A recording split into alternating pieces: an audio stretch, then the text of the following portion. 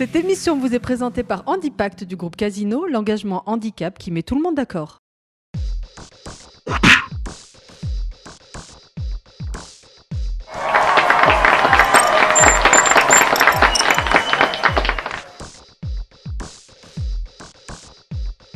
Bonjour Madame la Ministre, merci de nous recevoir. Alors nous sommes pendant la semaine pour l'emploi des personnes handicapées. On s'était promis ce rendez-vous de longue date.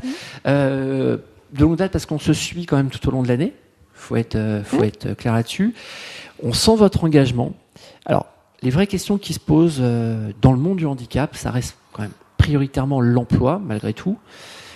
Alors, votre vision de la chose, déjà à titre personnel, puisque ça fait très longtemps que vous êtes sur le sujet, vous étiez notamment à la genèse de la loi de 2005, puis après, votre vision en tant que ministre, secrétaire d'État, justement, en charge de ces questions. Dans la France de 2011, la question de l'emploi des personnes handicapées, elle prend une résonance toute particulière. La loi de 2005 a affirmé la participation, la citoyenneté de nos compatriotes handicapés. Elle a durci les conditions de l'emploi. Les entreprises qui ne jouent pas le jeu savent que ça leur coûte très cher, ça leur coûte l'équivalent de la rémunération d'un salarié qu'elles n'ont pas. Mais dans la France de 2011, le message il se complète, si je puis dire, du fait du contexte dans lequel nous sommes. Une France qui traverse une période de turbulence financière et économique, une France qui vieillit dans la vieille Europe et qui du coup prend conscience que ces politiques qui consistent à laisser sur le bord de la route, par négligence, par incompréhension, du fait du poids des stéréotypes, une partie de nos compatriotes, ce sont des politiques irresponsables. C'est ça, mais tout en même temps, simplement. tout à l'heure, on vous a suivi toute la journée aujourd'hui exprès justement pour faire ce portrait. Donc on est passé par la case Assemblée nationale et on en a profité pour poser des questions à vos collègues députés. Je dois être honnête, on a un peu tout et n'importe quoi, y compris un député, qu'on va pas nommer, qui nous a expliqué que 6% c'était trop, que c'était inadmissible de mettre autant, fallait baisser. J'ai pas l'impression, bizarrement, j'ai l'impression que les entreprises, ça, elles ont bien compris que c'était bien de recruter, elles n'y arrivent pas, c'est une réalité, parce qu'elles trouvent pas nécessairement les candidats. De l'autre côté, on a des personnes en situation de handicap qui disent, moi je suis OK de trouver un job, je demande que ça, mais enfin, les entreprises, elles me recrutent pas. De l'autre côté, un certain nombre de politiques qui sont un peu dans une tour d'ivoire, enfin c'est mon sentiment, à vous de me démentir, mais enfin, qui sont un peu dans une tour d'ivoire et qui finalement y pensent sans y penser. Et j'ai l'impression que tout le monde ne se rencontre pas au même moment, quoi. Mais vous savez, c'est tout le travail du politique. C'est tout le travail de la puissance publique et singulièrement du gouvernement que de faire bouger une société sur ces politiques-là. Voilà. Mais vous bougez pour autant. Oui, mais il est sûr qu'un parlementaire, qu'est-ce que c'est ? C'est le représentant des Français qui, dans sa circonscription, l'ont élu. Et qu'est-ce qu'il fait, le député, puisque ce sont ceux que vous avez interrogés ? Il fait une espèce de moyenne. Il entend les chefs d'entreprise, ce sont les patrons de PME qui disent « mais moi je voudrais bien en recruter, j'en trouve pas, etc. » Ce que vous venez de me dire. Il entend des Français qui sont pas concernés par le sujet, qui disent « oh là là, tout ça c'est bien compliqué ». Il entend des gens qui sont un peu effrayés par des stéréotypes. Alors au bout du compte, ce qu'il redit au gouvernement, et c'est ce qu'il a dit d'ailleurs à votre micro, c'est qu'il trouve que c'est beaucoup, il trouve que c'est pas simple. La position du gouvernement n'est pas de faire plaisir à tout le monde. La position du gouvernement, c'est de dire parfois même à un député « bien vous avez tort ». Parce que le gouvernement, il est là pour fixer le cap, il est là aussi pour prendre son risque, ça va avec.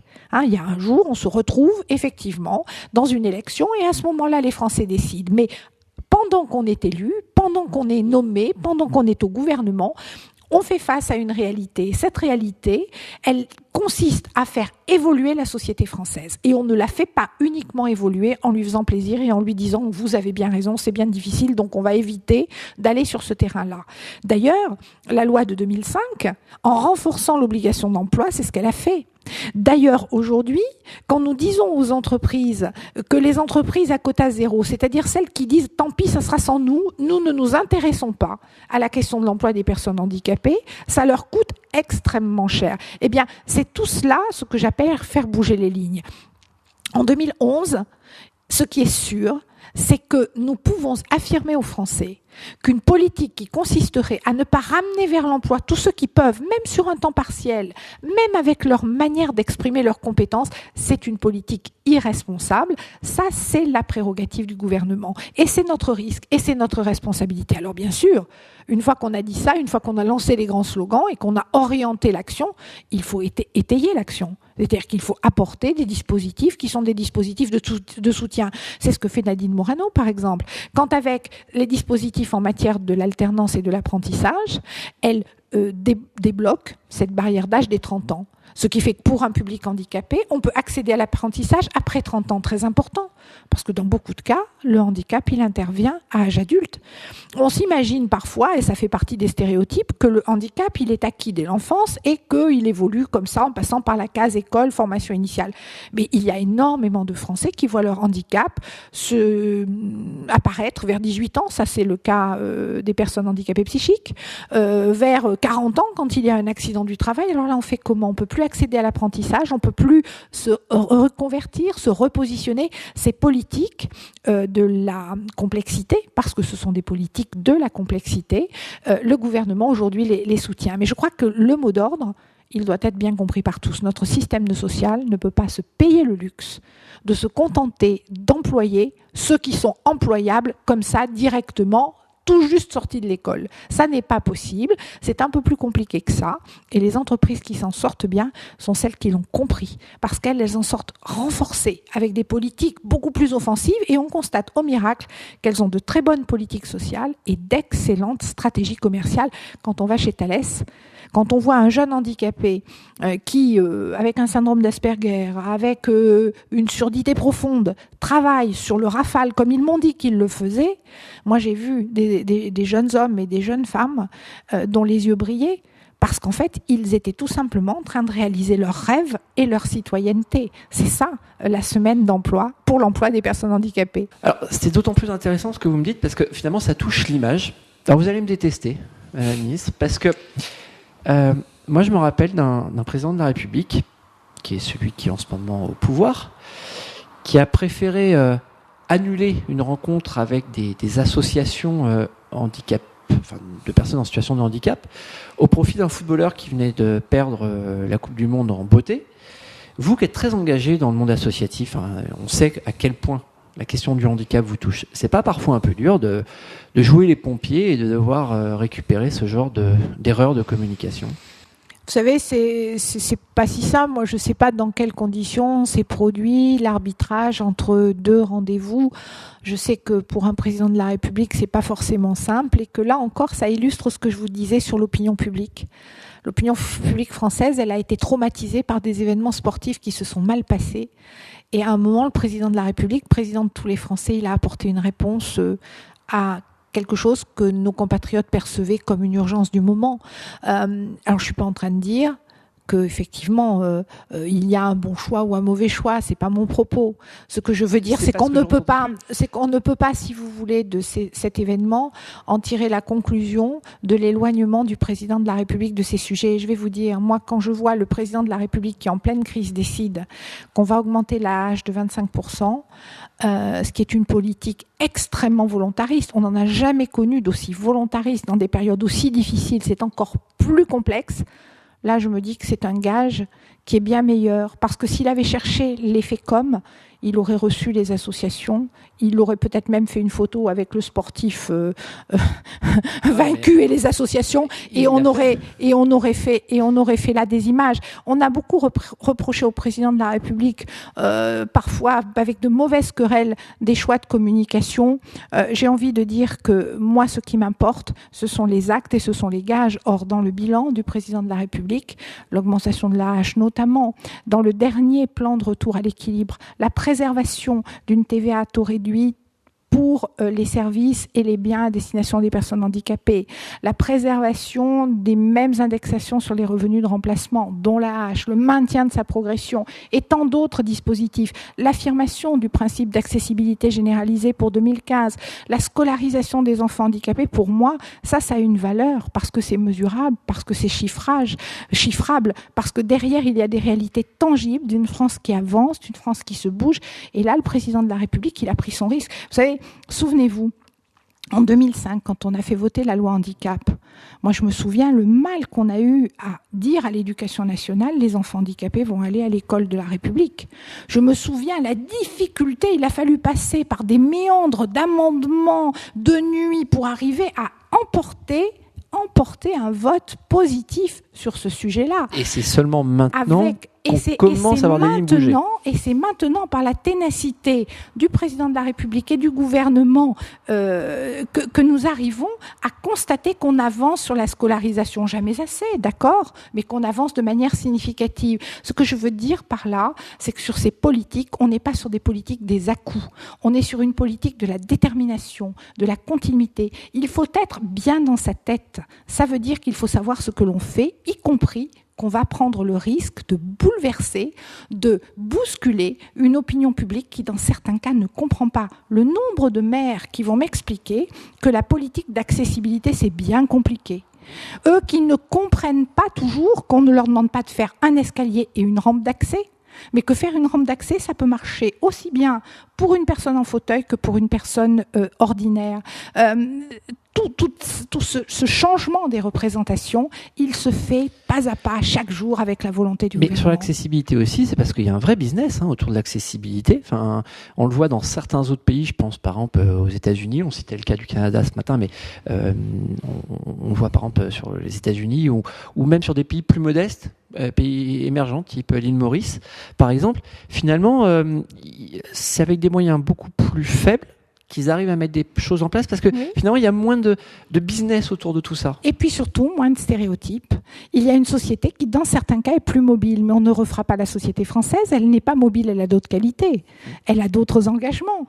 Nous sommes obligés de faire avec la société française telle qu'elle est. C'est la raison pour laquelle je pense que ces politiques sont des politiques du courage, sont des politiques de la continuité et sont des politiques de la franchise. Il y a des moments, le rôle d'un membre du gouvernement, c'est de dire la vérité aux Français. On le dit sur la situation économique, et bien moi je le dis aussi sur la situation sociale en disant ce n'est pas raisonnable de continuer de maintenir à l'écart 19,3% de nos compatriotes handicapés au chômage. Ils ne rêvent que d'une chose, c'est de travailler. Il faut leur donner cette chance. Ça, on est d'accord. Quand je vous écoute, on a bien compris, on n'est pas encore à un résultat qu'on va qualifier positif, mais en tout cas on est en bonne voie ça progresse, de progression. On sait aussi que la question du handicap aux élections qui arrivent prochainement, ça devient une vraie question en fait, paradoxalement. Ça a coûté un peu lors du dernier débat des deux candidats aux dernières élections. Vous étiez villepiniste, vous, à l'époque, vous êtes allé vers l'UMP. Première question, est-ce que vous pensez que justement ce débat sur le handicap, vous allez pouvoir être un apport dans la campagne pour amener des éléments, parce que vous connaissez bien le sujet? Deuxièmement, si le candidat, alors je ne vais pas dire Nicolas Sarkozy, parce qu'il n'est pas encore officiellement candidat, mais enfin, si le candidat UMP est élu, vous souhaitez continuer dans votre fonction actuelle? Alors déjà, vous savez, quand le président de la République m'a demandé de revenir au gouvernement, peut-être l'a-t-il fait parce que j'étais villepiniste, mais je crois qu'aussi, pour une part dans ses décisions, il y a eu le fait qu'il voulait donner à la politique en faveur de nos compatriotes handicapés une continuité. C'est assez rare, en fait, de retrouver des fonctions qu'on a pu avoir dans un gouvernement précédent. Je crois que d'ailleurs, c'est l'une des premières fois. Je pense que c'est une des sur cette question-là, en tout cas. En tout cas, c'est la première fois que ça se produit. Et je pense que c'est pas tout à fait le fait du hasard. Ça s'est pas joué au 421. C'est tout simplement parce que la loi de 2005, c'est un peu un marqueur dans notre famille politique d'un engagement très fort pour nos compatriotes handicapés, avec une vision de ce qu'est la politique du handicap, c'est-à-dire la vision de la participation, le droit à compensation, le projet de vie. Enfin bon, je redéroule pas la loi, il faudrait pas me pousser sur ce chemin-là, je pourrais le faire. Mais ça, c'est une des caractéristiques, effectivement, c'est un marqueur politique, je crois qu'on peut le dire. Et donc, vous avez vous avez en quelque sorte la réponse par ce choix qui a été fait de me retrouver, de me demander de retrouver ces fonctions à l'exécutif quand je suis revenue au gouvernement. Alors maintenant, vous me parlez de la suite, vous me parlez de l'avenir. Parce que la question se pose. Bien sûr, il est évident que dans ma famille politique, je n'abandonnerai pas mes fondamentaux. Je porte cette politique aujourd'hui. Vous voyez, là en ce moment, je suis en train de préparer la prochaine édition d'un plan santé mentale. J'en parlais tout à l'heure avec le ministre de l'Intérieur sur les bancs dans l'hémicycle, parce qu'il faut que nous coordonnions nos visions et il faut que nous aidions vraiment à nos compatriotes handicapés psychiques à vivre avec leur handicap dans la cité, dans de bonnes conditions. Donc ça, c'est un message très fort que je veux mener à bien. Et il est évident que dans la campagne présidentielle, ce message, je continuerai de le porter. Je ne dis pas que je ne porterai que celui-là, parce que je m'intéresse à beaucoup de sujets, mais celui-là, j'ai envie de dire, c'est l'ossature de ma vie politique. C'est en quelque sorte le fil conducteur de mon engagement. Et je n'en dérogerai, je ne m'en détournerai, à dire vrai, jamais. Vous avez raison de dire que dans la campagne présidentielle, ce sujet, comme il l'est chaque fois, est le sujet sur lequel on parle en vérité avec les Français. Comme il l'est chaque fois La dernière fois, j'ai le souvenir de ces propos de Ségolène Royal qui... Ah oui, sur la dernière campagne. Ah oui, oui. Non, quand elle a voulu parler de ce qu'elle avait fait en matière de scolarisation, elle a commis une erreur. Elle a commis une erreur manifeste en oubliant la force des associations, en considérant qu'on pouvait comme ça distribuer les bons et les mauvais points à des responsables politiques, en oubliant que ces politiques ne se construisent que dans un nouveau partenariat social avec les associations. Quelle erreur! Quelle erreur! Et quand le candidat Hollande, tout récemment, dit cette phrase hallucinante que l'enfant handicapé dans la France de 2011, il est maltraité dans l'école de la République, moi, c'est pas à moi que j'ai pensé quand j'ai entendu ça, ça n'est pas au président de la République, j'ai pensé à ses profs. J'ai pensé à ces instituteurs, j'ai pensé à ces auxiliaires de vie scolaire qui au quotidien accompagnent des enfants, mais je me suis dit, mais entendre un candidat dire ça, quel effet cela peut bien produire? Et là, de nouveau, j'ai vu revenir cette question de la vérité. Je ne dis pas qu'on sera sans erreur sur ce sujet. Il faut tous les jours travailler cette question de la politique du handicap. Mais je fais observer que c'est une politique sur laquelle on ne peut pas tricher. On est en vérité, et nos compatriotes qui sont concernés par la question du handicap ont cette sensibilité qui fait qu'ils détectent les postures à tout moment. Ma dernière question, qui va être assez courte, on a parlé du bilan, on a parlé politique, ça c'est bien, ça c'est fait, on a fait avec le langage qui convient. Je voudrais poser une question à Marianne, en fait, à la femme que vous êtes, mais la femme engagée. Pas de politique, pas tout ça. Ça fait très longtemps que vous vous engagez dans le monde du handicap. Le monde associatif vous le rend bien, ma foi. À chaque fois que vous allez quelque part, vous êtes toujours accueillis, les bras ouverts. Et je crois que vous devez être une des ministres qui embrasse le plus de monde à votre arrivée, je pense. Ce qui n'est pas toujours à organiser les choses, mais en tout cas, c'est une réalité. Quel est le moment qui vous a le plus marqué, s'il y en avait vraiment un à retenir? Un seul. Je pense en particulier ce jour où on était tous les deux, Éric Molinier et moi, sur une scène dans une espèce de, vous savez, de séquence questions, débat, et où à un moment l'animateur a juste oublié qu'il parlait au président de la HALD à l'époque. Maintenant, Éric est devenu président du SAMU social, excusez du peu, mais et s'est mis brusquement à lui parler comme à une personne en fauteuil roulant. Et donc ça aurait pu être une situation, si vous voulez, en disant vous. Ça va faire aussi plaisir à notre ami Didier. Vous, les personnes handicapées. Ah oui, d'accord. Vous voyez, il parlait au président de la HALD, mais il ne voyait plus que son fauteuil. Et du coup, il lui dit, vous, les personnes handicapées. Et avec une élégance qu'on connaît à Éric Molinier, sans sourciller, a répondu à sa question. Il lui a parlé des personnes handicapées. Il est revenu naturellement à la présidence de la HALD. Et là, je dois dire qu'on s'est tout simplement marré avec Éric parce qu'on s'est dit qu'il y avait encore un peu de chemin à faire. Un peu. En tout cas, on va continuer à vous suivre, peut-être un peu moins, parce que comme il va y avoir la campagne, il va falloir aussi qu'on s'intéresse à tout le monde. Mais merci pour cette interview. En tout cas, vous avez répondu aux questions avec beaucoup d'authenticité. Merci de nous avoir reçus. Et puis à bientôt alors. À très bientôt.